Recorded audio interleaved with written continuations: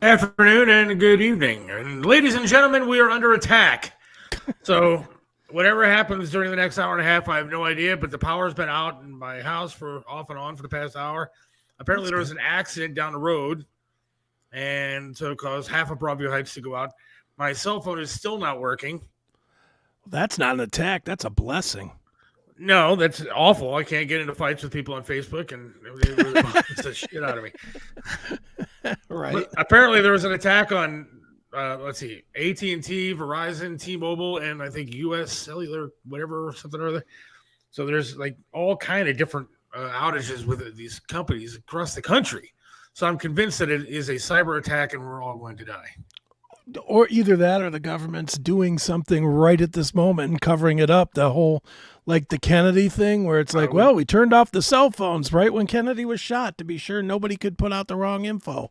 I would not doubt it. I would absolutely put nothing past our government. I just watched as the great Bob Frantz, who we'll get to in just a second, we call her the gay black press secretary, spinning her lies to the American public. Yeah, and she was telling all kind of crazy stuff. But she's an idiot. We know why people are listening today because I promoted it for once. I actually did something. I usually don't say anything about the show, and then there's like nobody watching it. But today I actually promoted the fact that it got a good amount of traction on Facebook. Not like my picture of me and my daughter going to homecoming, but the one and only Bob Frantz is joining us, radio host extraordinaire. TV star. So let's just bring him on, right? All right, yeah, bring him in. And I should say my boss, Bob Frantz. I sign your checks and I don't know about it? No. But you have the ability to say, screw this guy, I want somebody else. You probably have tried to do numerous times. No such thing. And by the way, good news when you call me the one and only. My wife would be very, very glad to know there aren't two of me because that would yeah, seriously. No, it's we got a lot to talk about. What did the black and gay press secretary have to say, Seth? I didn't see it. She was saying that all the numbers are of the illegals that are over here now. The ICE just released the 425,000 criminals that are walking the streets of America, the murderers and rapists and everything. She said that is completely untrue, that those numbers are from the past 40 years of presidents letting people in, and it's not this administration. Wow.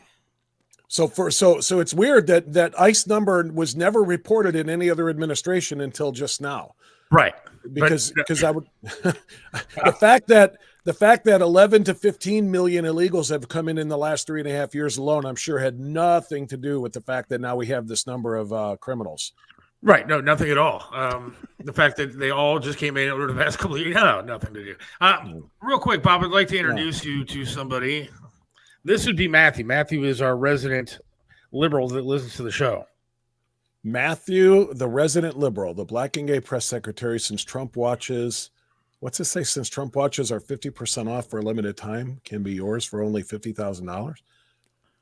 Okay. I don't really know what to say to that, to be 100% honest with you guys. I don't know. But he watches on a regular basis and he disputes everything that we say. Yeah. Okay. Well, you know what? I love the loyalty. Yeah, that's fantastic. Tell your friends, tell your liberal friends to listen to the Seth Williams Show, right?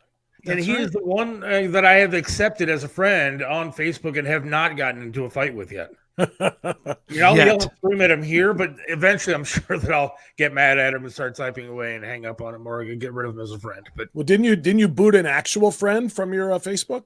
Numerous. But recently, friends. You were talking about some this morning.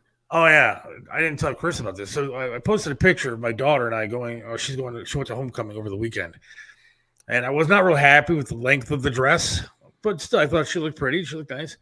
And I got a lot of likes, a lot of traction, like 250 some likes on the picture.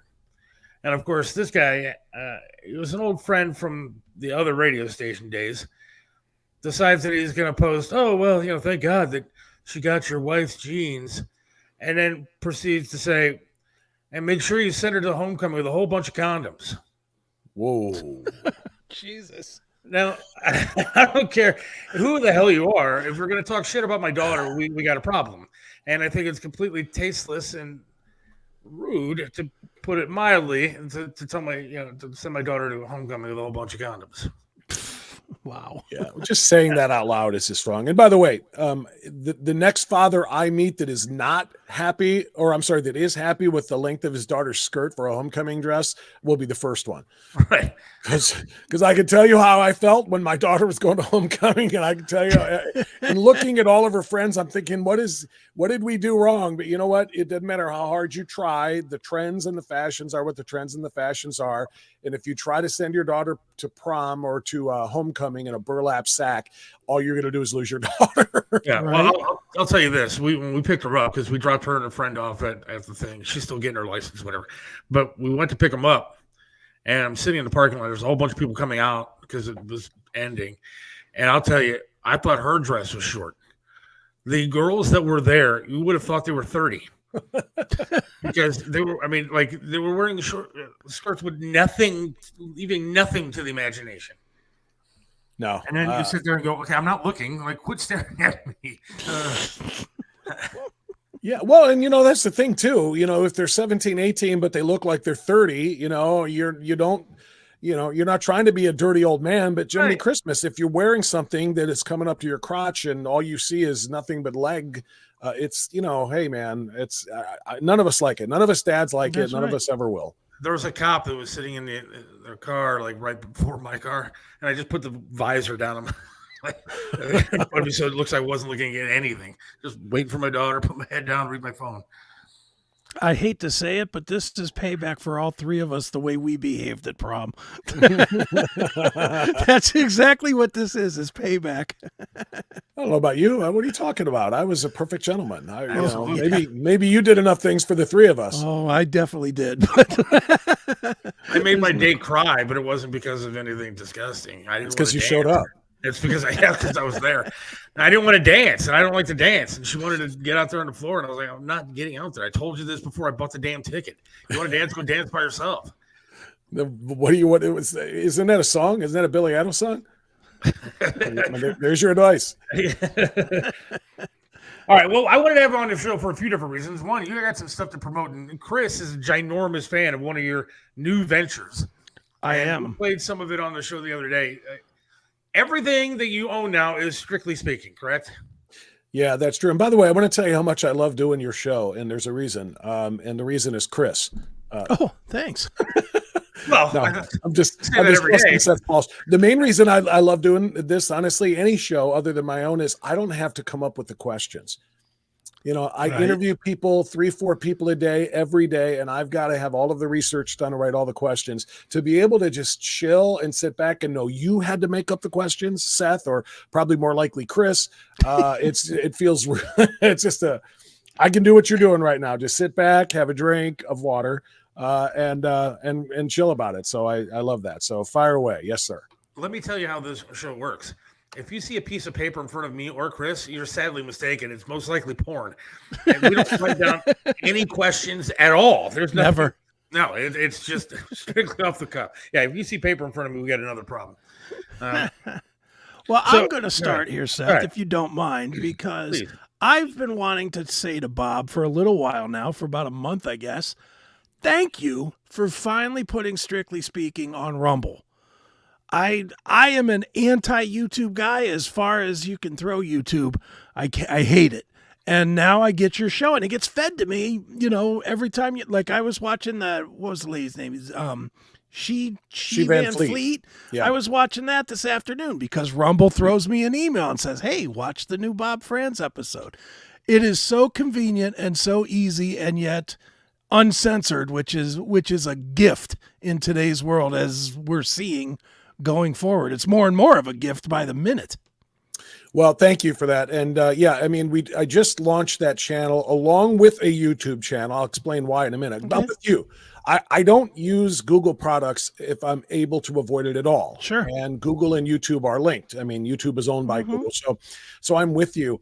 But I literally just started that a couple of weeks ago because, for a variety of reasons. One, strictly speaking, the podcast /TV show is owned by True Blue, which is the fantastic true crime network, streaming network that does all of the Chris Hansen takedowns and so forth. And I've got a new show on there too called Cops Under Fire, which we can talk about. But anyway, they're the ones that gave me permission, and in fact are helping to produce it and put it on the channels to be monetized. And so it's just been launched. So there's only a couple hundred people who follow it.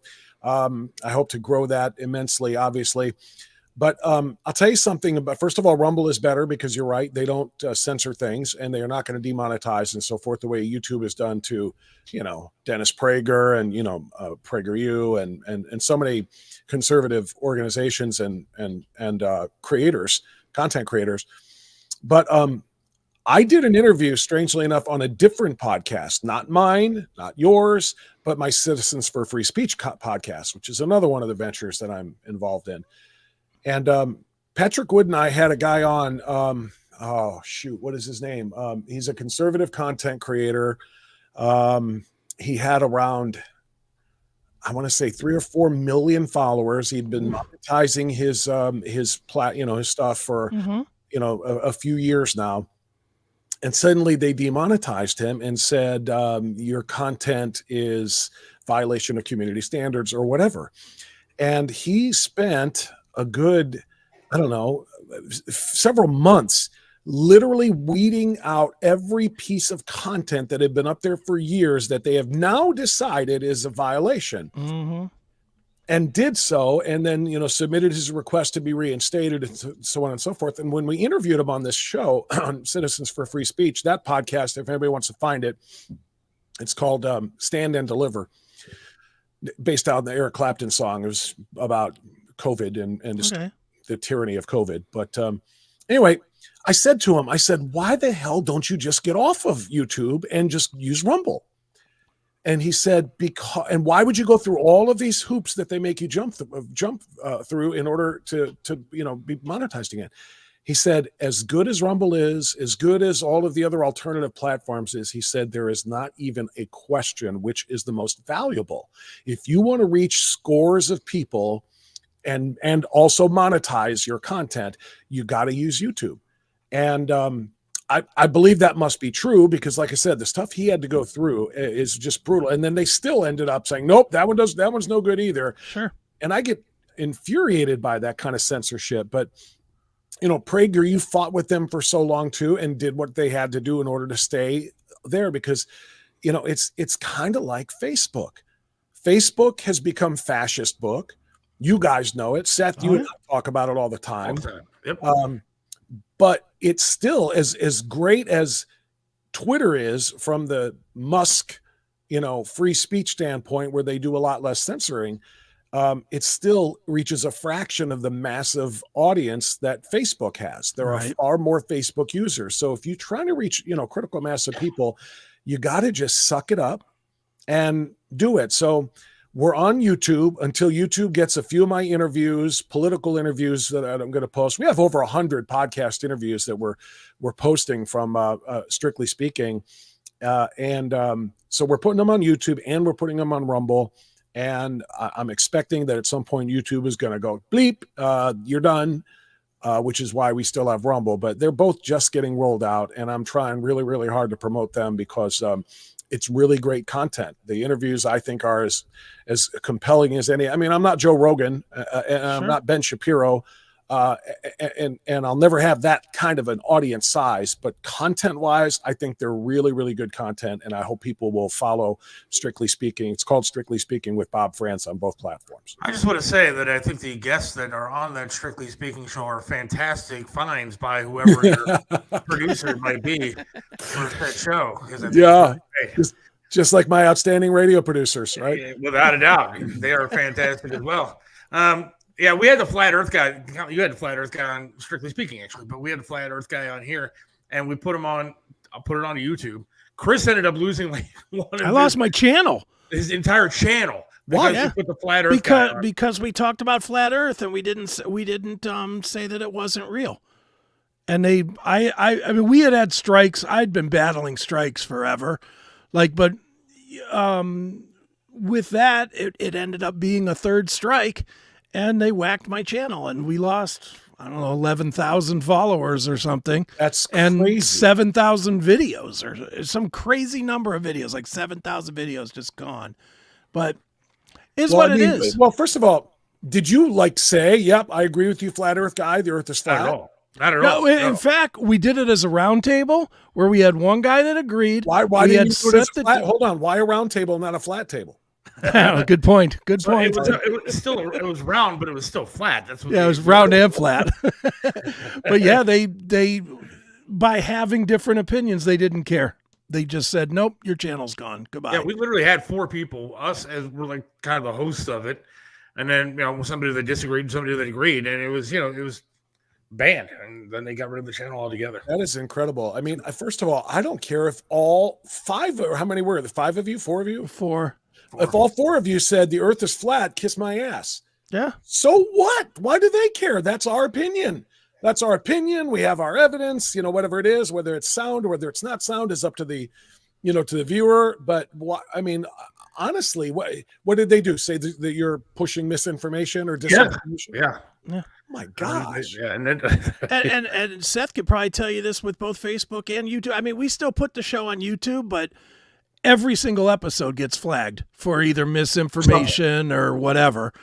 And they give you, I mean, you probably know this, Bob. They give you the option of contesting if you want to, or they'll just edit out what they think is bad for you. if you talk about the vaccine, it's going to get flagged. I mean, we're probably going to get flagged for saying the word vaccine. Oh yeah, I mean, that's how. Well, bad we're already dead because Bob said COVID, so I'm sure they'll flag that as well. So But I mean, it gets really stupid with the censorship. We put bands on every now and then, and we play the music, that the band is playing, and we're interviewing the band, and then they get rid of our stuff because we're playing music that is copyright material. But we're interviewing the damn band. We have the permission of the band to play the music. But they still flag everything that we do. Literally everything. Every episode gets flagged. And what I don't know is do they have moderators or bots that are somehow looking or listening to code words from every pod? Because there's how many millions of podcasts in the world right now. Do they have bots that are doing that? Or is this just user or viewer generated? It's bots. Haters who listen to you guys. Oh, I didn't like that, so they're like sending a complaint to YouTube, and then they flag it. Now it's bots because sometimes it'll be done 5 seconds after the show ends. We'll get a notification. There's no way is it somebody flagging it and then somebody checking it and all that. No, it's bots. They have their list of code words, and you can't say COVID, you can't say vax, you can't say Fauci, you can't say any of those things. So I can't say that Dr. Fauci gave us poison darts in the form of vaccines to deal with the Chinese virus COVID. I can't say those things without getting your show banned. That's a great show, guys. We'll talk to you later. That's why we're on Rumble. That's why we're on Rumble and like other different platforms as well. So yeah. Well, I'm glad you brought that up, Chris, because I mean, I'm glad I've got Rumble. Like I said, it's just been launched, so there's a handful of videos up there. What we're trying to do, or what I'm trying to do too, if I had better producers on the radio side, I would probably be able to upload more of my radio content on there as well, and just kind of create videos out of them, whether they be just animation or whatever, because so much of the content that we do on the radio, I would really, really like to make go more viral to have a much wider reach than what we have on the radio, because we're a local radio station in Northeast Ohio. And even though there's the internet and you can listen to it that way, the deal. So I would like to grow that following just so that we can get more of the interviews. Like today I had Dr. Ben Carson on, whom I absolutely love. Sure. And the more I ever speak with him, the smarter I feel. And the more people listen to him, I think the better informed they will be. So that's the kind of thing I want to throw out there on YouTube. Both really, but specifically Rumble, because YouTube would absolutely ban Ben Carson and his radical, Christian and medical views. But yeah, so, the goal here is to reach as many people with all of the different content that I do, between the Strictly Speaking podcast show, the radio show, the Stand and Deliver podcast that I do as well, and then just various videos that I've started making called Road Rants, Bob Frantz Road Rants, that I just kind of do when I'm in the truck. If I've got a little bit of a drive and I got thoughts on my mind, I just flip on my camera and away I go. Those are just unedited, clips of ranting. Sure. But I want to try to reach as many people as possible that way. And it's a bear, man. When you're a conservative, you know this, it's just a bitch trying to get them to let your stuff be seen, even on the traditional social the Facebooks and Twitters of the world. And people got to follow Strictly Speaking on TikTok as well. I don't know if you're following yet, Chris, but you got to follow Strictly Speaking on TikTok, because the rants and stuff that you put on TikTok, I love the stuff you put on TikTok. It's very entertaining stuff. Did you see the one? Well, thank you for that, by the way, Seth. Did you see the one I just put up there 2 hours ago? It's a little Trump video. No, I have not. Yeah, I don't know if you guys can play things on this platform or not, but it's just a 1 minute long video. I'm kind of hooked on Shabuzi right now. I don't know about you guys. I was just playing it before you came on. Shabuzi is so freaking talented. I love that guy. I love his sound. I love his vibe. I love his countryish, kind of folk style. Anyway, Last of My Kind is just like my favorite song right now. It's an earworm with me. I'm sitting around in the middle of the day, and in my head is I'm the last of my. It's just going, and I'm going to bed at night, and I'm laying there trying to freaking get to sleep, and I hear it's a lot, but I like it. So it dawned on me it would fit with what I did, which is the last of his kind. There are very, very few people like this in the world, and he might be the very last, and that's the guy running for president right now. And so I just put this thing together about a couple of hours ago, and I posted it up there. And I don't know if you have it, if you can play it or not, Seth, but give it a run. There this is it right here. That's it. That's the one. All right, let's go. Oh, not coming to get any sound. Yeah, it's real low. That's as loud as it's letting me go.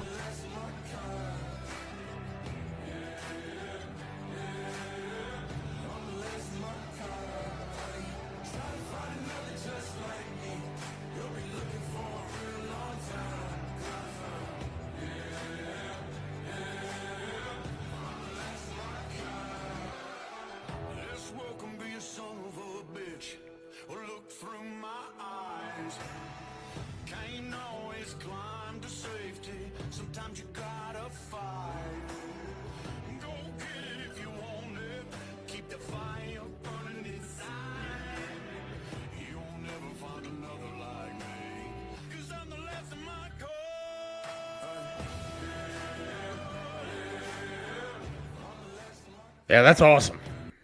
So I built that just a couple hours ago, and I have to limit it to 1 minute or less. This is one of those copyright things you guys are just talking about. If I try to upload any music that is, I don't own, which a Shabuzi song, of course, is one of them. I wish I owned it. I'd be retiring. But if you go any longer than a minute, they like TikTok will block it. And it'll just take the music out, and it'll just be a silent video. And on Facebook, I think something similar. If it goes longer than a minute, it basically mutes it after a minute. So you can't do anything more than that if you're using music like that. But I don't know if you caught it. What I put at the top of the screen there, it said 45/47 equals 1 of 1. And I'm just my message on all my platforms was, see if you can do the math. And it should be pretty obvious when you listen to the lyrics of the song. He's the last of his kind. There is one of only one of him, and he should be the 45th and the 47th president. So it's but I started using TikTok. You guys probably are like, most of the people, I promoted my TikTok page or account on my Facebook page. And I said, hey, I hope you'll follow with the little QR code there to do. And most of the people said, hell no way, not Chinese-owned TikTok. I'm not doing that. I'm not letting them inside my phone. I'm not letting them inside my devices and so forth, which I get, except for the fact that it occurs to me, they are already inside you. If you've got an iPhone, they're in. If they're already doing it, they're in. If you've got Alexa in your home, they're in. They are listening to and watching virtually everything we have. We voluntarily surrender our privacy through all of these things anyway. So I just thought, you know what? It reaches millions of people. It's another way to get a very important message out. Or in this case, that was more of an entertaining, inspirational, kind of a grassroots drive to support President Trump kind of a thing. And so as long as the tech is out there, I'm going to try to use it, I guess, and get some good out of it. Right on. And it's so funny because me and my wife were sitting on the couch last night talking about kitty litter because she saw this kitty litter in the store is like $30 for kitty litter. I almost wanted to smack somebody, but it like turns colors and all this kind of stuff. And as soon as we got up to go out to the car, she was looking at her phone. There was an ad for this exact kitty litter on her phone. They're listening to everything you do anyways. So I don't really give a shit about putting stuff on TikTok or looking at videos because they're doing it anyhow. What am I going to do? Yeah, they are. And I mean, like I said, if I knew there was a way to block them from doing all of the other things, I would. And the only way really is to unplug. If you're a part of digital, I can't even say digital America. If you're a part of the digital world that we are in 2024, you are accepting of that. There's just the only way to really make sure is to get rid of all of those devices. And that includes your smartphone. I don't care which brand you have, but if you're using any apps and using any smartphones, they're tracking your location. I remember seeing wasn't John Stossel, but it was somebody like that doing an investigative kind of report. And it was on TikTok, believe it or not. I saw it on TikTok. And they did this experiment about, they sent somebody on like a tour of a city, like went to this stop, that stop, this stop, this stop, that stop, one with their phone on, and one person did the same exact trip with their phone off, mind you. And then they checked the location history of the phones, and it didn't matter whether it was on or off. It knew exactly where the person had been to the step. So there's just no getting away with it unless you get rid of all of those things and go back to living with yellow pages and, rotary phones and give it up. Well, and look at the control they have. Even if you just look at today, look at how everybody's freaking out because they don't have phone service. Like everybody is lost. Yeah, I don't know what the hell to do. I don't know. Seriously, when I was sitting at work and I couldn't text anybody, I couldn't call anybody, I couldn't check an email. I was freaking out. It's not good. You know what that is? And by the way, you were funny when you started your show and you said, "Ladies and gentlemen, we are under attack." I thought Orson Welles. Is Seth going War of the Worlds here on us? Because that's exactly how it started. But you know what you experienced, Seth? You remember the Strictly Speaking interview I did with you should know this producer guy, William Fortune. Yeah, yes, thank you. On what's going to happen when the EMP hits. Yeah. You're without your cell phone for just a short period of time and you're freaking out. When the EMP hits, and I don't mean to be alarmist, I just don't think we're going to skate by without it ever happening. The Chinese probably, but when the EMP hits, it's that on steroids. And William Forstchen's book, it basically predicts about a 95 to 98% mortality rate within like a month of the EMP. Okay. People will starve to death. Other people will be murdered for their food if they do have some, because, with an EMP, for those who don't know, electromagnetic pulse detonation, it disables all electronic devices. And that includes vehicles, cars, engines, phones. There's no amount of getting up on on the line where the lineman can you can't restore it. That means there's no burns food. It out, right? It burns it blows it out basically. And the drill. Whatever's in the stores is in the stores until it is all looted, as everybody is trying to pack away as much as they can. Again, there will be fights and killings over that. But once the store shelves are empty, the only people that are, going to have food are those who are growing it. If you've got crops or if you've got, livestock, and guess what? Everybody who can is going to get to those places and kill the farmers and the ranchers to try to take those things. Basically, the worst of humanity would come out. And if you're like me, I've got one child in Tennessee and the other one in Pennsylvania, and I won't even be able to talk to them, call them, check up on them, make sure they're okay, get together with them. What am I going to do? Probably get on my bicycle and start heading to one of those places.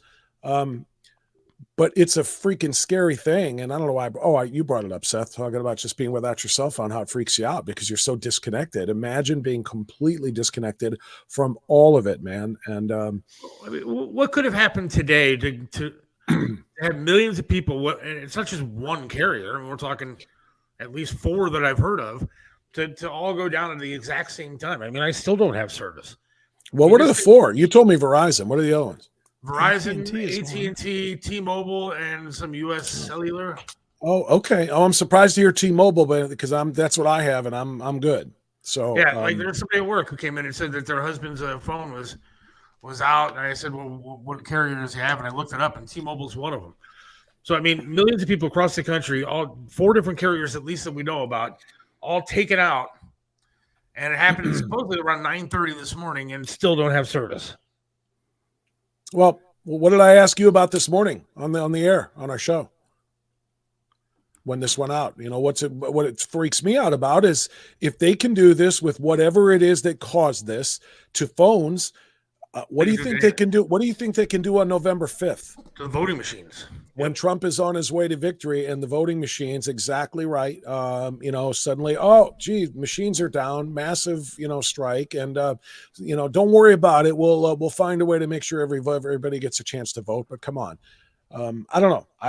I'm not saying this is a conspiracy. I'm not saying for certain that somebody took out these phone systems. Maybe it is some sort of a weird hiccup or glitch in the matrix that caused it to happen. But I'm also not stupid. Maybe it's a dry run. Thank you. That's what I'm talking about. That's exactly what I'm talking about. I don't put it past the government. And not for nothing, but I'll take this a little further because I love a good conspiracy theory. Let's not forget how conveniently yesterday CBS got taken offline for 5 minutes, like in its entirety, not just the Browns game, but all of CBS that was carrying football was taken offline at about 4:20 yesterday for about 5 to 10 minutes. I did not know that because I don't watch football anymore. Again, not to beat the drum here or beat the dead horse here, but when the EMP hits, that's gone too. TV, radio. I mean, literally everything. So in other words, there would be no way for military instructions to be given about here's what to do, here's where to go, the emergency management. There wouldn't be any way for FEMA to communicate with people. Here are supplies. Here is shelter. Here's what to do. Nothing. I mean, it would all be, the TV would be gone.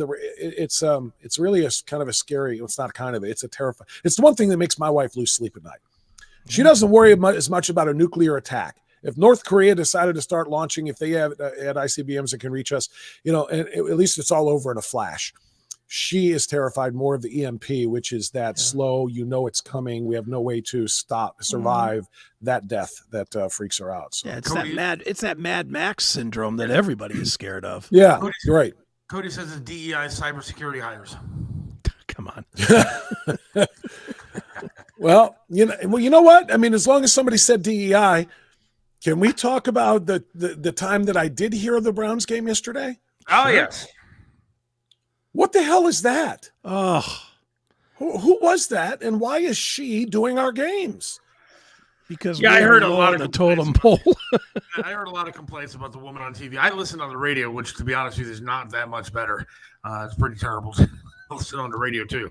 But yeah, I don't understand. I didn't listen. Yeah, I'm sorry. I didn't listen on the radio, but I like Andrew Siciliano. I've liked him for a very long time. He is a true pro. As a talk show guy, sports talk guy, which Seth, you know well, that's what I used to do. As a sports talk guy and as a play-by-play guy, I have the utmost respect for Andrew Siciliano. I know he's not Jim Donovan. He's not a cheerleader. Jim Donovan was, if it's if it's it's 3rd and 8 and they pick it up, it's a Super Bowl call.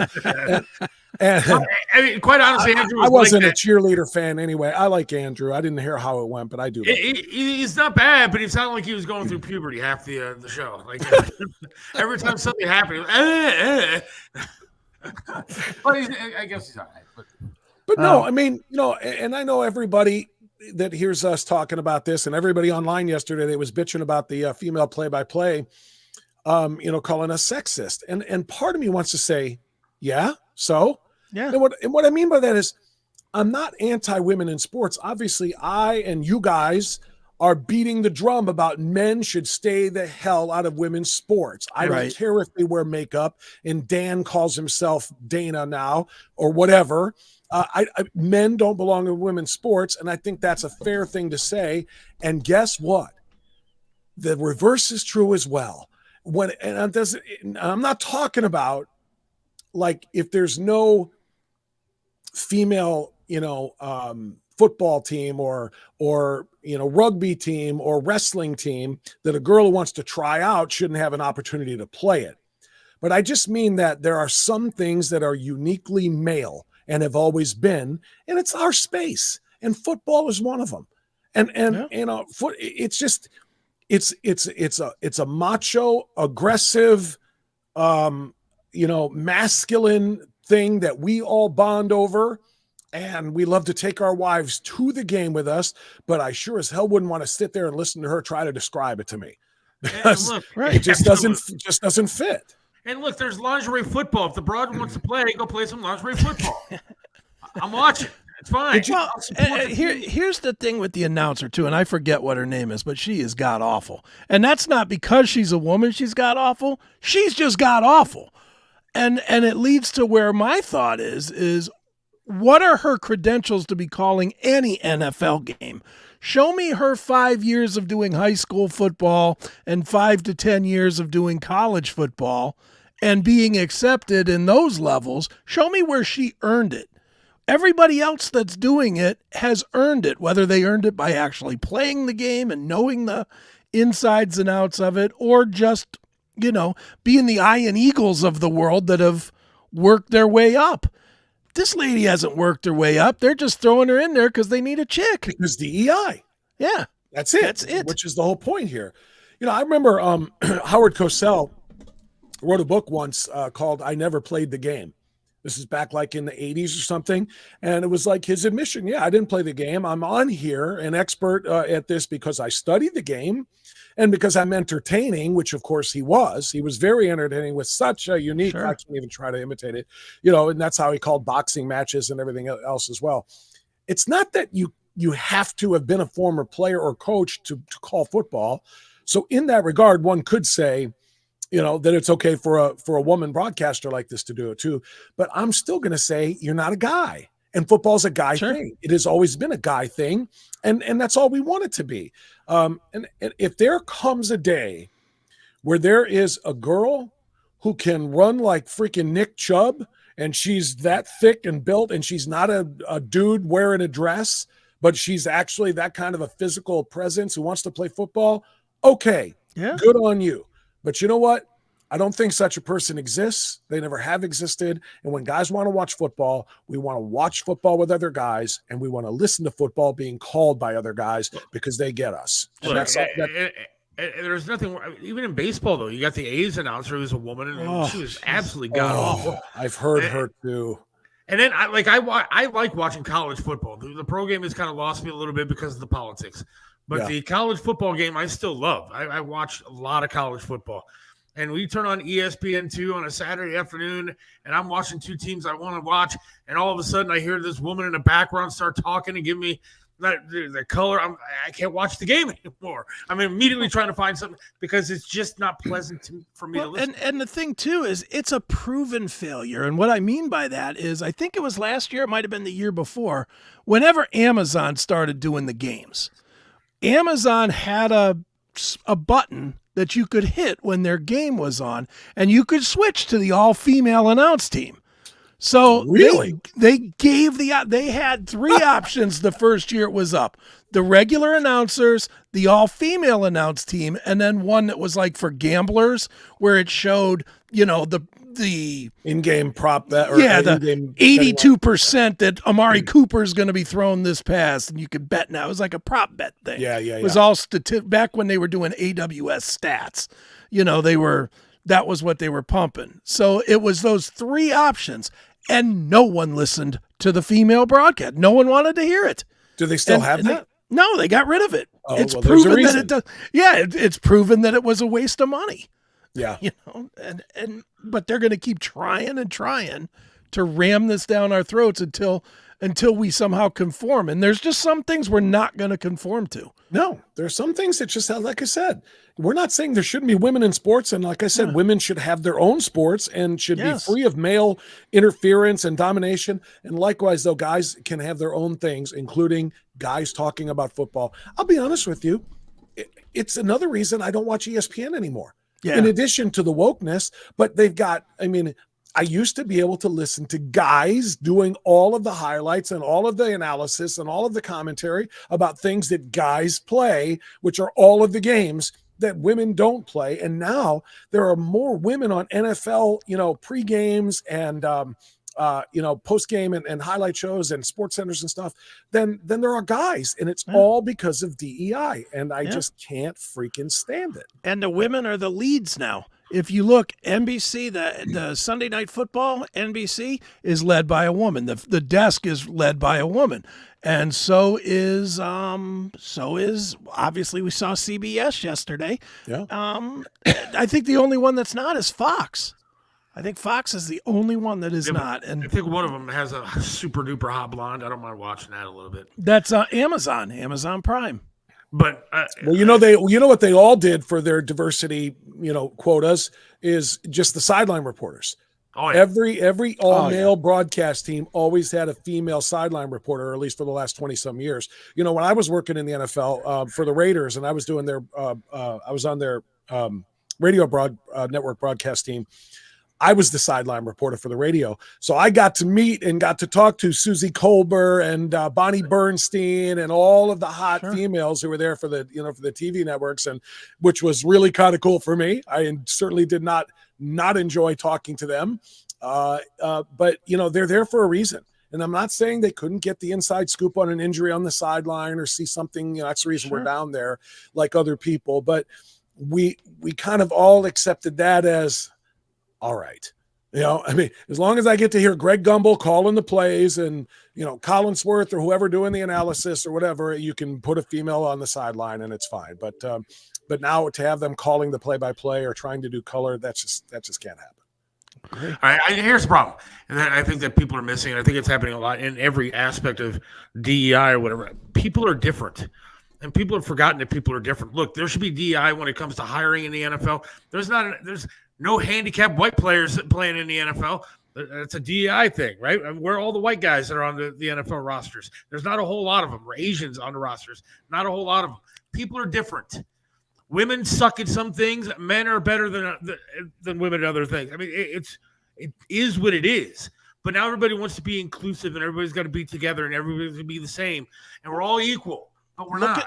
Look at how they're trying to pretend that the WNBA means something now. They're trying desperately. They're trying so hard to make us believe that that's something, and it's not.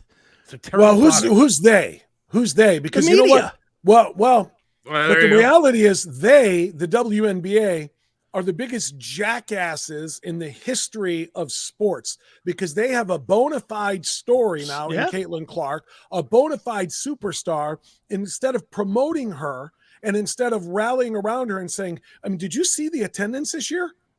Holy cow. Up, the most they've ever, not just up, records, numbers they've never, ever, ever, ever seen before. 20,000 seat arenas were being sold out to Caitlin Clark games.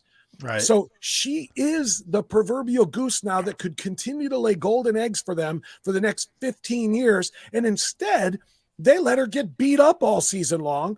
They let people talk trash about her. I don't know if you saw this like last week. One of the black players on a different team said that the Indiana Fever fans were racist because they were criticizing her online. And rather than, can you give us proof? Can you give us an example? There was no racist criticism whatsoever, nothing referencing anything, but the league said, we're investigating this. We're going to look into this. And they issued some sort of a rebuke, a general overall. We love the new fans that have followed our sport and our league, but we want you to be, courteous and mindful of the feelings of others and blah, blah, blah, blah, blah. And all they're trying to do is make Caitlin Clark, white Caitlin Clark fans. Remember, she's a farm girl who played at the University of Iowa. Mm-hmm. And they're trying to make it look like these white fans are coming in here and being racist to the black stars in the league. When the reality is they're not racist in any way. They've never heard of any of the black stars in the league. But because of Caitlin Clark's presence, we can hear of them now because a lot of people, including guys, followed her to the league. And rather than saying, this is awesome, look at the amazing growth we're having now, we can actually expand and have another expansion team. Maybe we can actually get off of the dole where we're being funded completely by the NBA because we lose money every year. Instead of embracing that, they are trying to diminish her impact on the whole damn thing. Sure. Which is, like well, I said, I didn't watch them. She doesn't dot any of the I's. That's what her problem is. She's white. She's Yep. not lesbian, Yep. and she's not liberal. Right. I don't know if she's a conservative or not, but she's purposely not liberal. She's not. We found that out like 2 weeks ago. She liked or shared or something, a post or a tweet about somebody about Kamala. It was or some left wing. It was either a candidate or a cause or whatever, and she liked it. And suddenly the headlines burst out. Clark finally, reveals political leanings or whatever because she liked something. So, because a lot of people figured she was probably, since she's from Iowa, rural, that she might be a conservative person. Right. So, and you know what I thought when I first heard that? I thought, oh, that sucks. And it lasted about 0.08 seconds before I said, I don't give a rat's ass. Right. If I see her highlights, it's because she's making logo threes, and hey, good for her. It's cool. I'm still not going to tune into the games, but it's pretty cool. And all I want is for, people to be treated fairly, and they're not treating her right. All right, breaking news. I just got my phone back and now have 35,000 text messages from Charlie. And then I got a text about a guest for tomorrow. And like all of a sudden, every text is coming through. But Charlie really needs to find something to do other than text you. Well, that's how my morning goes every day for 3 hours. I'm trying to do a radio show, and here's Charlie with a comment on that caller. Here's Charlie with a comment on that interview. Here's Charlie. He has 9,000 texts that he sent the past, 3 hours, and he can't tune in to listen to this show tonight. What a dick. A hairless I did not say that, Charlie. I did not say that. I love you, brother. I have no problem saying he's a hairless dick. He won't even tune in to listen to the show, but he'll send 10,000 texts about Highlights Magazine and whatever he's talking about. Wow. Wow. The curtain just came back. Holy cow. Charlie, I didn't say that. I didn't say that at all. The hairless part, I will grant you. I did get one text message that I think he hit the wrong number on because it said, hello, Vanscoy Hair Clinic. And then he stopped. Oh, crap. He hit the wrong one. So, man, he is something. Nice. He's a good friend, but he's something. All right. I know you have an appointment coming up, but I want to get in. We talk about your other show that you just started. We played some of it on this show last week, and it is freaking awesome. I'm hooked. Yeah. It's right now, it's only available in 2 places. It's called Cops Under Fire.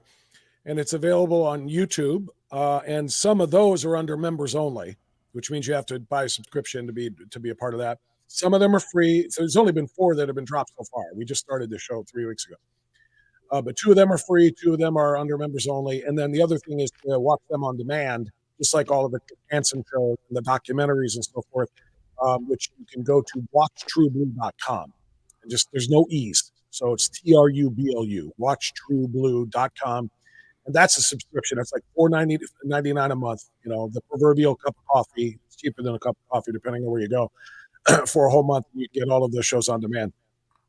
Very soon, they will be launched on our FAST channels, which FAST stands for Free Ad-Supported Television. Those are the streaming channels like Roku and LG and Fire Stick and Plex and blah blah blah. There's more coming. Pluto TV. I think Tubi TV is coming down the line. There's all the FAST channels where you watch a lot of streaming TV. So those you'll be able to watch completely free. And the reason they didn't start there, and you guys, if you said you saw this and showed some of this, the reason they didn't start on FAST is because there's a real concern about maybe upsetting any of the other advertisers because it's really graphic stuff. It's kind of like the TV show Cops we all grew up watching, but it's not just, arguments with idiots that you pull over with weed on the car. Every episode has people being shot, and it's unvarnished.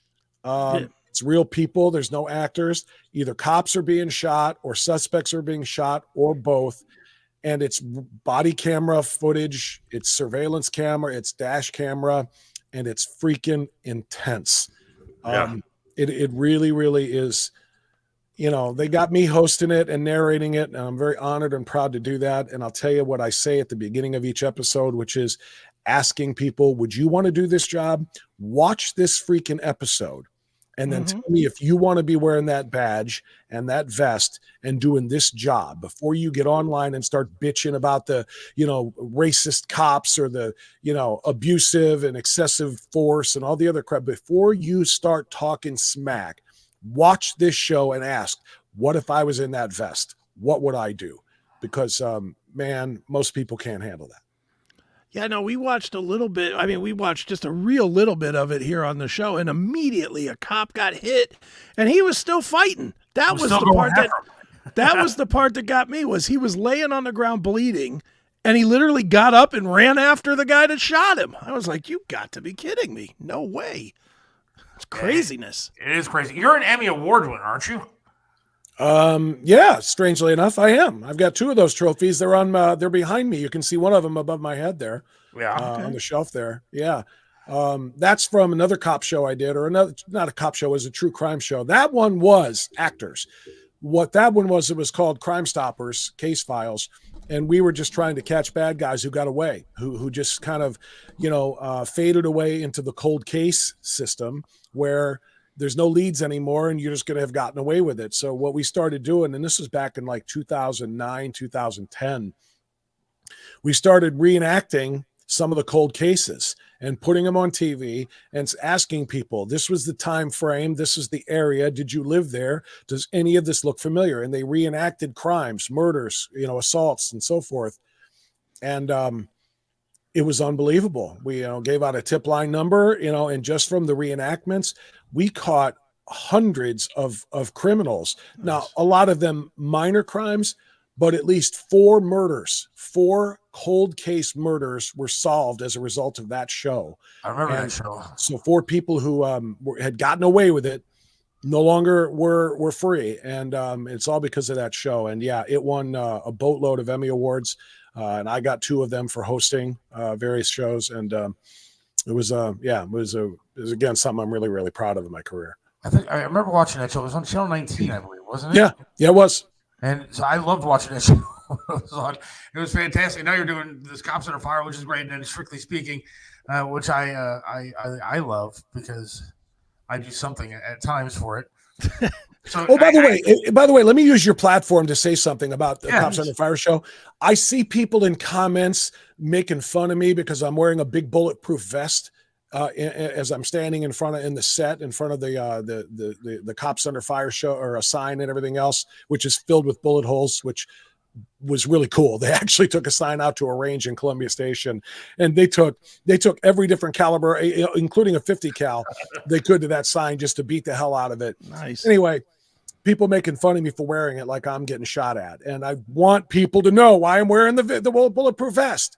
It is the vest of our sponsor. It's called product placement. We are sponsored by Spartan Armor Systems. I'm wearing a Spartan Armor vest with a Spartan Armor logo in the middle of it because they're our sponsor. No, I'm not trying to pretend I'm a cop. No, I'm not I'm afraid of getting shot by the cameraman. No, I'm wearing it because I want everybody, they want everybody to see Spartan Armor Systems. That's what the cops are wearing, and that's the sponsor of our show. So I want everybody to know that.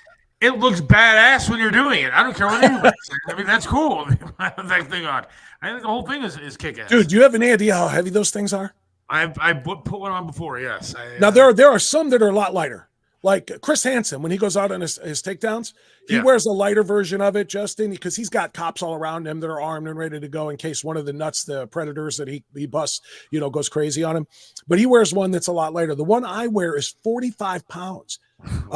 Think about that. Now, I'm a big guy, so it's no biggie for me. But I mean, I literally have asked anybody who lifts a 45-pound plate, what goes on one side of a bar if you're going to go bench it. So put that over your shoulders and wear that around for an 8 or a 10-hour shift. Those guys who are wearing those, they are badasses. I stand there and record in those things, man. And I'm like, I get this heavy ass thing off of me. It's yeah, but I mean, seriously, the coppers, man, we just got to give them all of the credit in the world because they got to wear that. Their lives are on the line. And anyway, if people don't sign up for True Blue, they're stupid because The stuff that's on there is so fantastic. I nonstop watch Chris Hansen taking down these people. I watch True Blue all the time. I love it. Some of these guys that he takes down are just unbelievable. Chris called me the other day. He's like, "Yeah, watch this episode. He just took down some guy that worked at Disney."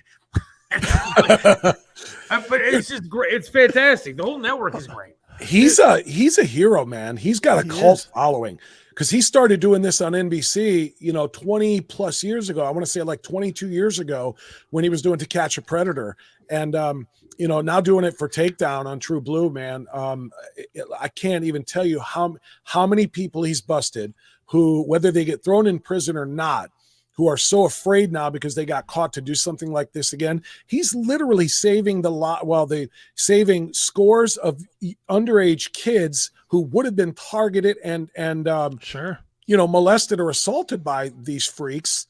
And now they're not going to be because he scared them away from the dark web or scared them away from getting involved in this again, because a second bust is going to result in them doing some serious jail time. And he's so fearless. I think it was this Glory Hole Jerry guy that Seth was referencing. They threw this guy on the floor, handcuffed him. He started complaining about how his back was hurting because the cops threw him on the floor. And Hansen got right up in his face while he was handcuffed and just kept asking him questions. It was so funny. It was sickly funny, well, why are you here, Jerry? And why do you have condoms in your bag? And he's over this guy while the police are handcuffing him. He's fearless. My back. We'll worry about your back in a little bit, Jerry. So why did you come here today? You know what Chris has an amazing talent at, and I talked to. There you go. There's of all of the strictly speaking interviews, long form interviews I've done. The one with Chris Hansen is arguably my favorite, and it's the featured one on the Rumble channel, Strictly Speaking with Bob Frantz. And I asked him about this. He's got a very unique talent at getting these people to talk. Because I have to say that if I were one of them, and thank God in heaven above, I would never be, but you understand my point here. If I walked into a sting or a bust and it was a guy that I knew was doing a TV show, the last thing I'm doing is answering his questions. Yeah. I'm pulling my hood up over my head and I am saying I have a right to remain silent, and that's what I'm doing here. I'm not giving you a show on me, but he has a way of picking. He pulls just the right string with these guys to get them to unravel. And that's what makes it so entertaining. And I love it. I love the fact that he can do that. I don't know too many people who ever could.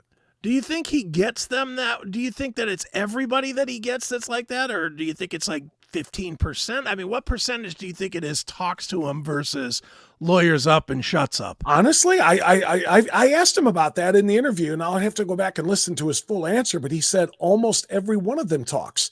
And even the ones who say they're not going to, he'll just say a few more things that'll make them open up just a little bit more. And then he'll just a quick little follow-up at blah, blah, blah. And they end up unwilling at the outset to talk. They end up talking anyway. It's remarkable. And, a lot of them, and again, I'm trying to remember exactly what he said. It's been a few months since we did that particular interview with Chris, and it's up there now so people can watch it themselves. But something to the effect of, a lot of these guys don't know why they are what they are, and they've never confronted it, and they've never really tried to explain, why am I doing this, or to understand themselves. And they, without knowing it, it's like a subconscious catharsis. They're almost trying to discover in themselves while somebody's asking them why they're doing what they're doing. And it's the reason they'll talk and listen to his questions and then pause and give actual thoughtful answers to it instead of F you, get the hell out of my face. Right. A lot of these people want to do it. They want, they don't know they want to do it, but they just want to kind of discover it, I guess, a little bit. I remember he described it so much better than I am right now. So by all means, watch that episode. Just go to my Rumble channel. It's Strictly Speaking with Bob Frantz. It's interview with Chris Hansen's great. I think there's a lot of people out there, and I'm no bleeding heart liberal, as you know, but I when it comes to drug you bleed dealers, from the foot, don't you? Yeah, well, one. When it comes to drug users and people like that he busts and all that kind of stuff, there's something wrong inside of you. You don't just wake up one day and say, "I'm going to go do this." I mean, there's got to be something just mentally, just your wiring is messed up to be able to have that kind of mind to do that kind of crap. But Yeah, I would say, well, the drug part, there is a real gene that some people have that, makes you easily addicted. Yeah. And it's why Donald Trump has never taken a drink of alcohol. His older brother was an alcoholic and had the gene, or he was at least afraid that it was in their bloodline, that if he took a drink of alcohol, he would become an uncontrollable alcoholic like his brother did. So there is something to that, Seth, as far as like some drug addicts who may have no intention whatsoever of getting addicted, but they do. That's a little different than being addicted to child pornography. I'm just saying your wiring is different. Something is wrong with you. There's something about the lonerness of those guys too. Every one of them is going through a loner thing. Most of them don't have adult relationships, whether it's actual dating or just even adult friendships. And it's almost like they're pursuing something that will fill a hole. It's a weird thing. And they're all liars. Did you really just phrase it that way? Well, yes, I did. And there was some partial. But you know what, Chris, you're right, I think, on most of them. But the freaky ones to me are the ones that are married. Oh yeah, because they'll be like, can we please? I mean, I'll do what I have to do. But please don't let my wife know about this or whatever. Please don't arrest me. I'll make it right. But I've got children, and I feel terrible for the wife and the children. I really do. But those are the ones that I really can't understand. Yeah, and you, in one way you feel terrible, but in the other way you're kind of like, might have saved them, because if he doesn't, if the guy doesn't, especially when they've got kids. That I was watching one the other day, and the guy had kids literally the same age as the girl he thought he was meeting. Right. I remember that one too. And I watched it, and I was like, man, they probably saved this kid from being raped for years. Yeah. Because if he couldn't get it from going somewhere, he's going to turn inward where it's built in. And it's like, ooh, man. Yeah, and those are the ones, with the older guys who are trying to get with the really young kids, and they have kids that are the same age. That's the question I want to know. What if your child was in this room and a guy just like you came in to do this? I mean, think about that, because that kid you're about to molest and abuse is somebody else's child who's got a dad just like you. I mean, do you not even think of that before you come out here to try to get your rocks off? I mean, that's the real hard thing for me to. Well, and the hardest thing about it is I don't think, and I think this goes back to what Seth was saying, something wrong with their wiring. One of the most known cases around here in the last 5 years or whatever was that guy Dave James out of Streetsboro, who I know him well. I've known him for 30 years or whatever. And you would have never suspected that he would, rape anybody, let alone his own kids. And he got 500 counts or whatever, some ridiculous number of counts. He's like in prison forever and ever now. But there's something just wrong in the wiring, but the only thing that works in their wiring is their ability to hide it. Yeah. And that's what's more scary than anything, is how they can hide really in plain sight. I mean, Bob, you've watched the takedown shows. How many of these guys are strolling out at 3:30, 4 o'clock in the morning, and they got a wife at home? I was married. You're married. What would happen if you tried to leave your house at 3 a.m. to take a drive? Not happening.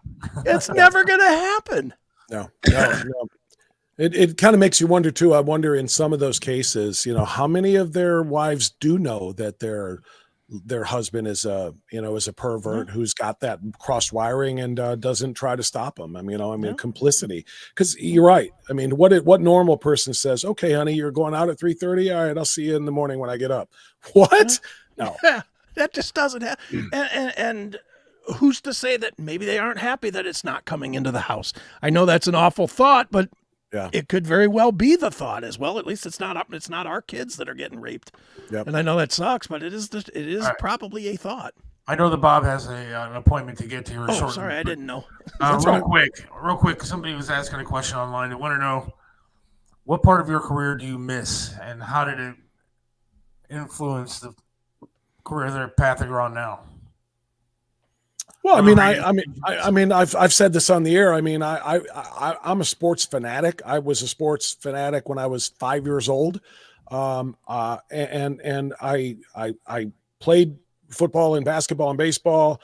I played college football. As soon as I got done, I was a coach in football while I was teaching English. And as soon as I got done doing teaching, I became a sports broadcaster. I mean, I've lived and breathed sports my whole life, and I miss it. And I don't even watch it now because a variety of reasons. But, you know, between the wokeness of it all, I just cannot support it. You know, I guess that's probably the most of the reason is because of the wokeness of it all. When the NFL started letting players, you know, and whole teams kneel at the anthem, and the Browns, remember the crap? What was the running back's name? Who was the running back who criticized the cops on social media after? The guy from the Browns guy. Yeah, I remember.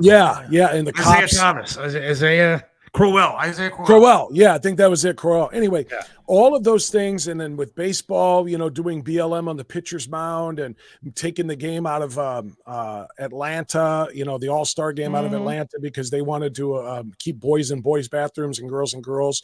Well, that's terrible. We're taking the game and putting it in Colorado. I'm sorry. I'm crisscrossing those. North Carolina, they took the NBA All-Star game from, I believe, because of the bathroom law. In Atlanta, Georgia had passed the voter ID law. Right. And they claimed you're disenfranchising black people who don't know how to get IDs. So we're going to take $100 million of economic development from the All-Star weekend out of black majority Atlanta. And we're going to give that $100 million to white majority Denver, Colorado. Right. As a way of showing up. Anyway, long story short, I miss sports.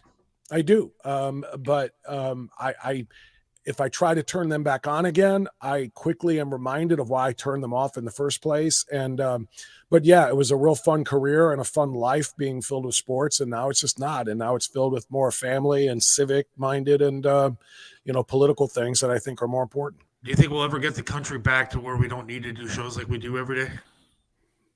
No, I don't. That doesn't mean I'm saying I'm writing off our country, but I think it will be a constant fight. Those who are getting very, very close to destroying the republic as we know it now are going to continue. Even if we temporarily stave that off by electing the right guy and the right majority and so forth, they're going to continue to try to push it and get themselves over the hump to the point where this republic is gone. So I think we're going to be needed for a very long time. All right. Well, Bob, I know that you got to run, so I appreciate you coming on, though. Hey, before I go, though, you notice I was wearing my Trump 2024 hat for this show. I was really torn between that one and this one, which is my, which I would have worn for the show had he not, you know, backed out the way he did. But I still wear this because I don't know about you guys, but I still maintain F Joe Biden. I don't forgive and forget. What that son of a bitch tried to do and tried to pull over on us, honest to God, he is every bit as dangerous and has his blood on his hands as Barack Obama did. Amen. And to me, Kamala Harris is no better and no worse. They are actually two of the same. But his complete, absolute surrender of the American Constitution and what he tried to do. And again, the guy can't really even remember how to spell the word Biden anymore. And he said, no, I'm sharp. I'm on top of it. I'm sorry. I don't forgive and I don't forget. Let's go, Brandon, now and until that guy's gone. Let's go, Brandon, FJB. So that's just the last message I wanted to share. Amen to that. And don't forget to check out Bob Frantz tomorrow morning, 9 a.m., 1420 on Strictly Speaking, Always Right kind of radio. Get the hell out of here. All right, guys. Radio. Thanks for the time, everybody. Right, don't forget, like and follow and subscribe and alert bell on Rumble and on YouTube to Strictly Speaking with Bob Frantz. And socials, I'm on Facebook, Twitter, Instagram, and Truth Social. So I would love to engage with you there. We're going to try to grow this thing and make it huge. And thanks, everybody. Thanks, you guys. Thank you. Check your email. There's an email about a guest tomorrow morning. But get back to me. Let me know. Get back to work. All right. See you guys. Yeah. See you, man. There goes Bob. Bob Frantz. Love that guy. Love that show. Love what he does. It's a lot of fun. I mean, look, I'll tell you what. When that show starts at 9, in a blink, it's 11:45 and that show is over. Oh yeah. I mean, it really is. He's engaging to listen to, and he knows how to talk. Sure. No, Bob's great. I mean, he definitely knows I'm how to talk talk. shit about him since he's not on the. Oh, now you're going to say I'm all going to the talk a bad little bit of stuff. shit. I'm going to talk a little bit of shit, and so you might get mad if you're still listening. But the only thing that I wish he would change about his show, I want more him and less guest time. Sometimes guests are great. Love his guests that he puts on, but I love just listening to good talk radio. I love listening to talk radio when I'm in the car. Love it when I go to bed. I love it at all times. I love good talk radio, and he's one of the best at it. So I think it is, I mean, he's got a message, and a lot of the time, in order to get that message out there, he's got to do it through guests. And I get that. I understand that. I'm not criticizing the guest. Sure, what I'm saying is he's so good at what he does as far as talking and relaying the message to you in an intense way that makes radio entertaining to listen to. Mm-hmm. I crave that. I mean, that's one of the things I thought Trump did well too, was that ability to command that audience and command what he's saying to get that point across. And sure, Bob's one of the best at it. I mean, he fills in nationally for Dennis Prager, Sebastian Gorka. I mean, he does national show. I mean, like, he's not a Cleveland guy. When you get those kind of hosts asking him to fill in, you got something. Absolutely true. And I'm not just kissing his ass because I. How about that raise, Bob? About that raise, Bob. Yeah. What are you going to do? You want to take a quick break here and reset? You have to do Prager when he sits in. No, Prager has his own producers, and I run it back at the local station, but I don't actually do any of this stuff I wish I did. Right. Yeah, we can take a quick break. Take a quick break. We'll do a quick break, and then I've got a topic if you don't. Browns suck. How about that as a topic? That's not even a topic. That's they just blow ass. It's just a fact. Watson's a fraud and a fake and shouldn't be playing quarterback. There you go. We can take. He had 150 yards yesterday. Yeah, good for him. That's what, about $300,000 a yard or something yesterday. That guy would walk 150 miles to get his dick jerked off, but can't throw 150 yards in a football game. Yeah, he's not doing well. Guy. He's not doing well. All right, here's a quick break, and we'll be right back. Hang out. There's plenty of places to experience the Seth Williams Show, but if you want all the content, you need to join us on Minds. Get all the live episodes of the show every Monday and Wednesday from 4 to 5:30 p.m. Get the special bonus footage every Wednesday from 5:30 to 6 p.m. Get bonus content from Seth and Chris as it's produced. It's only $4.99 per month, so don't wait. Sign up today. Visit us at www.minds.com/Seth Williams Show. Are you looking for a way to support the Seth Williams Show? Get your Seth Williams Show merchandise today. From coffee mugs to clothing and everything in between, our high-quality merch is the perfect way for you to not only support the show, but show everyone what is the greatest show going today. Just go to shop.thesethwilliamsshow.com now, shop around, and buy some great merchandise from the Seth Williams Show. Shop today. And we're back. Except I think Seth froze up. Son of a bitch. Are you kidding? There goes Seth. Unbelievable. I guess thank God we got the Bob interview in time. But once again, Seth is without internet, it appears. So yeah. All right. I'm gonna play one more quick commercial, try to figure out what's going on, and I'll come back in a second. Hang tight. Hey, it's Chris Aiken from Chris Aiken Presents, The Classic Metal Show, and The Seth Williams Show. Now, we know it's frustrating to have to use this website for videos, that website for podcasts, and still another for the live shows. Well, let's end that shit right now. Let's end it right now. I disappeared. Yeah, I was like, what the hell? Came back, was ready to go, and then you popped right out.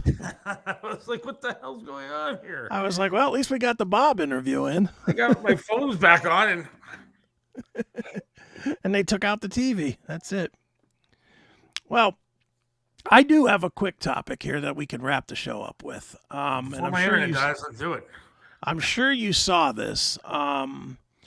But a couple things. One, and it kind of ties into nicely with having Bob on the show, because we talked a lot about how the country has fallen to shit. And you and I have talked numerous times about getting you armed and ready to go. I need to know. Just in case. You saw this shit that happened over the weekend, right? In downtown Here? Cleveland? Yeah. Yeah. On 90, on the inner belt? Yes. This is why, and I stress this to everybody watching, this is why you need to have a pistol and you need to have it with you.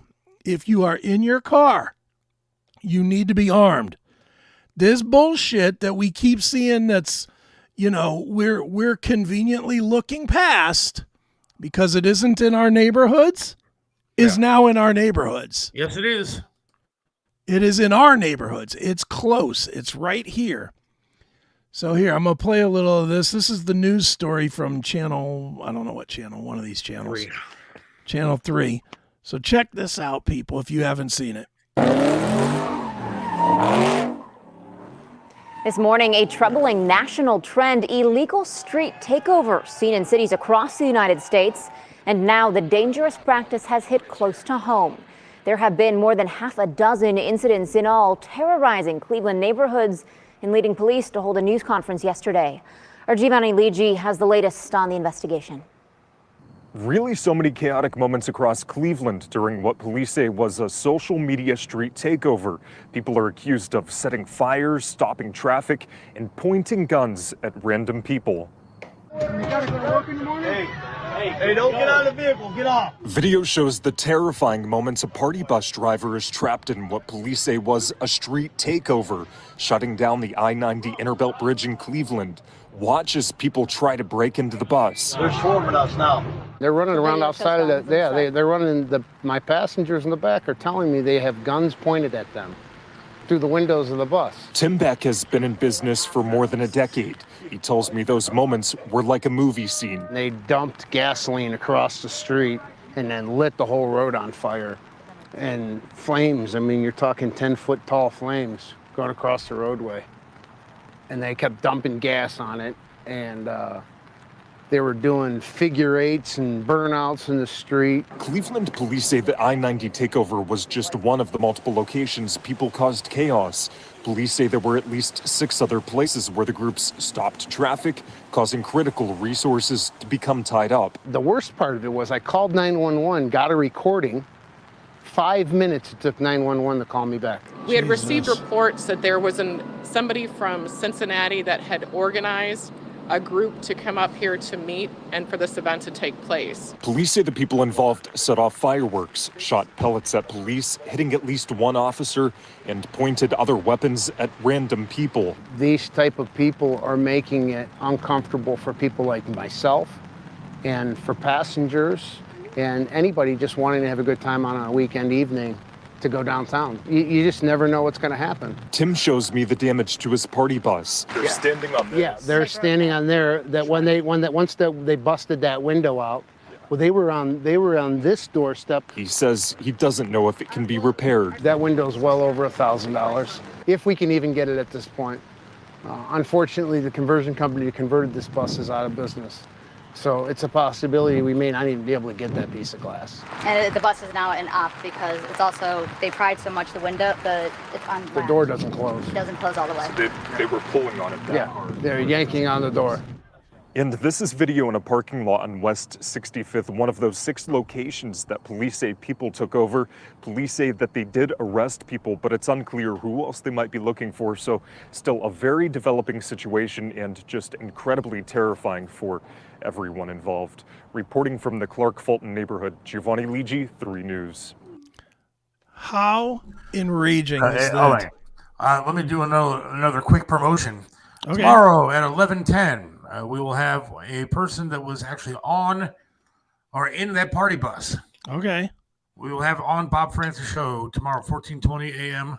Good. At 9 o'clock at 11 a.m. We will have somebody on who was actually in that party bus where the window got smashed, an eyewitness, if you will. So yes, it's fucking nuts. If it was me on that road, there would have been speed bumps to me. There would have been. Yeah. That's all it would have been.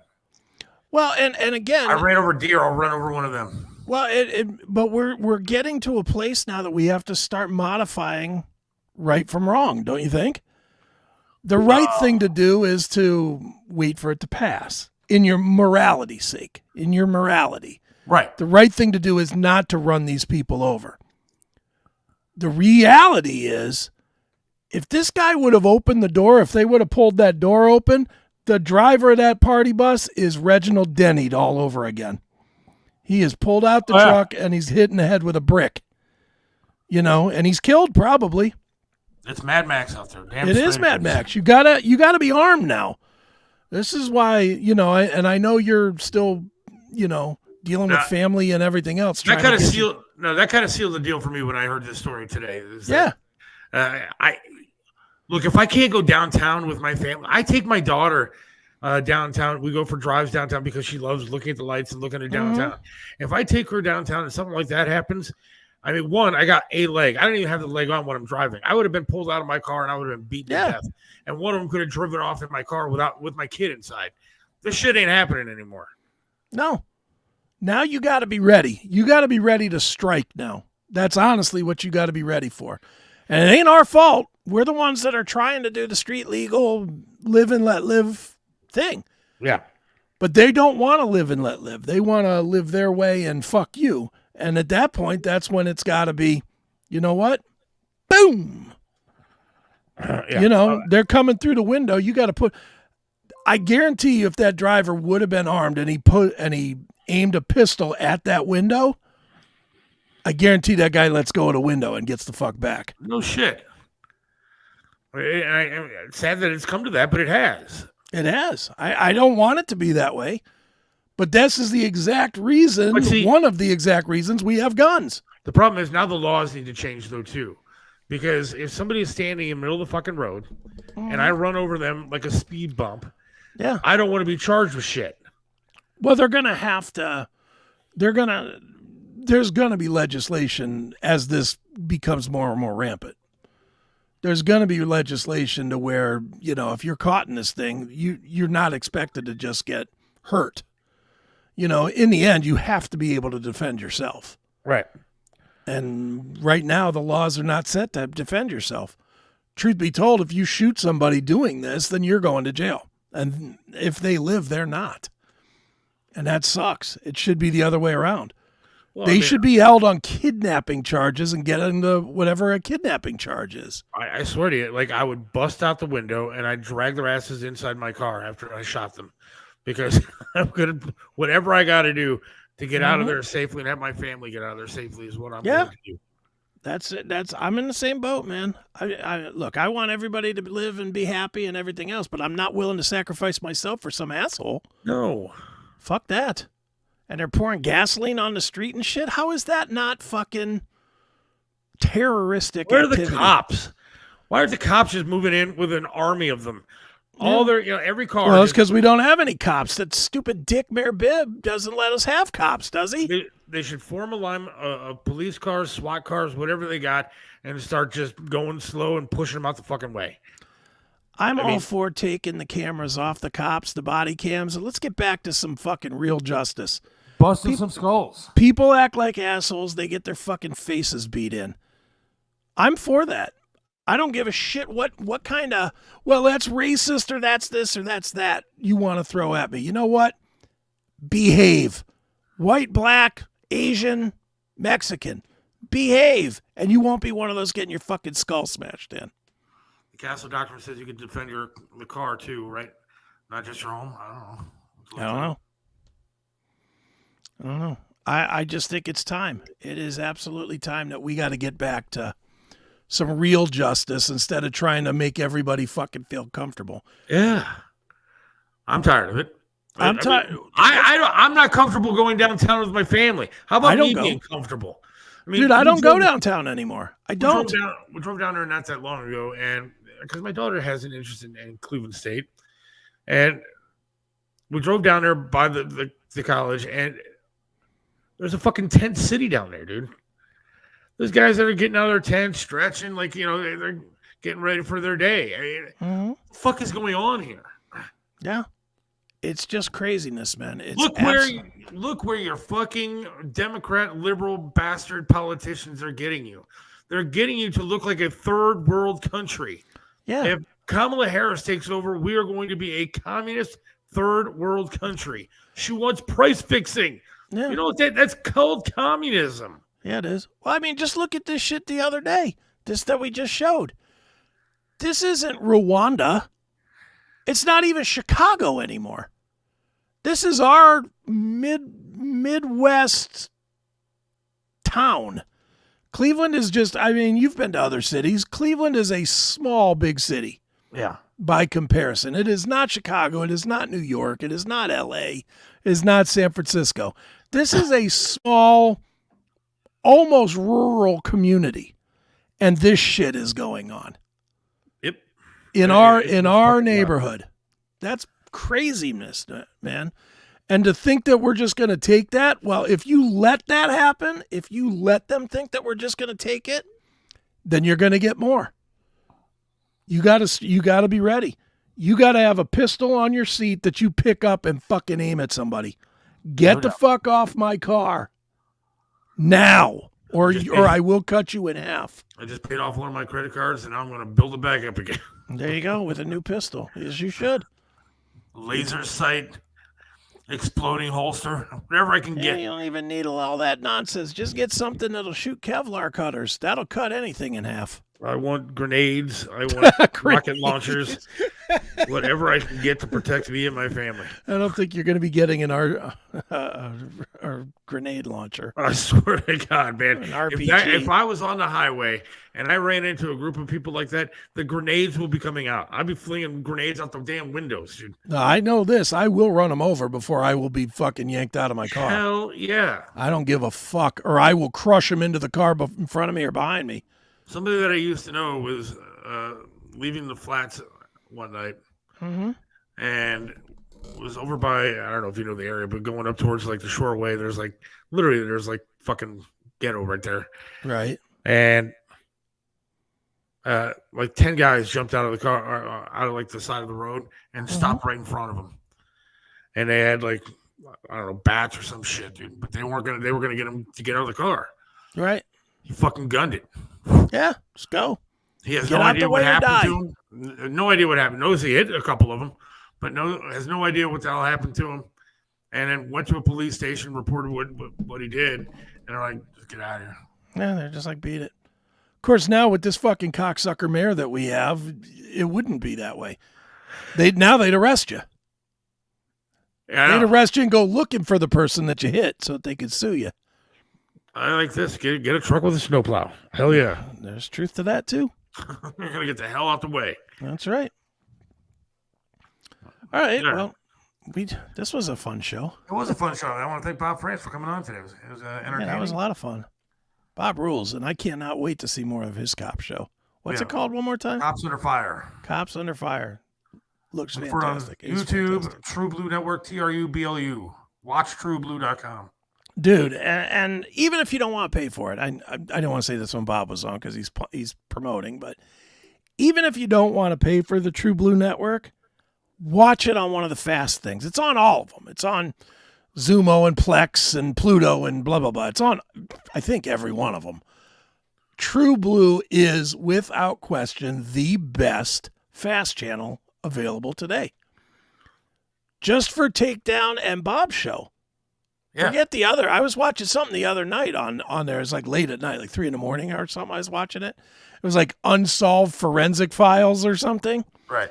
At like 3 a.m. And I watched that till like 6 a.m. Look, I was like, this is great. You're not spending the $5 to get our extra content. At least spend the $5 to get that. Yeah. No, spend the $5 and get our extra content. I don't get a kickback from True Blue. That's right. So buy our thing, and watch the Fast channel. There you go. That's what you should be doing. But support them both. Yes, absolutely. So thanks to Bob for coming on today. It was good stuff. And thanks to you, Chris. It was an entertaining show. Appreciate it. Absolutely. Totally fun. And then, Wednesday, we're going to be talking to Hugo from Tantric. That's right. The band Tantric. I'm a fan, so I am looking forward to that. That'll be fun as well. So onward we go. Yep. Have a great Tuesday. We'll talk to you Wednesday. See you, folks. Seth Williams loves this land, stands tall and proud.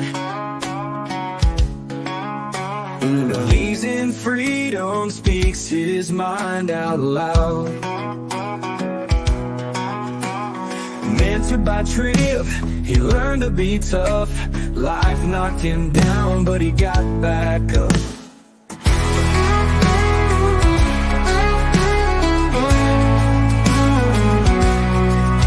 Lost a leg, but he's still strong and true. Chasing dreams under skies of red, white, and blue. Voting for Trump, he shouts it clear. WTAM tried to bring him down, but he's still here. In the heart of America, Seth takes a stand. Against the tides, he defends our land. Liberals call him crazy, but he don't care. He's got the spirit of an eagle, soaring high in the air. Hates LeBron James, won't wear that crown. Prefers hard work and blue jeans in this town. Radio waves try to shut him up, but Seth keeps singing, filling that cup. From the small town streets to the mountain high, Seth sees the flag waving, reaching for the sky. He keeps on fighting with a rebel yell, for every fallen soldier and the stories they tell. In the heart of America, Seth takes a stand. Against the tides, he defends our land. Liberals call him crazy, but he don't care. He's got the spirit of an eagle, soaring high in the air.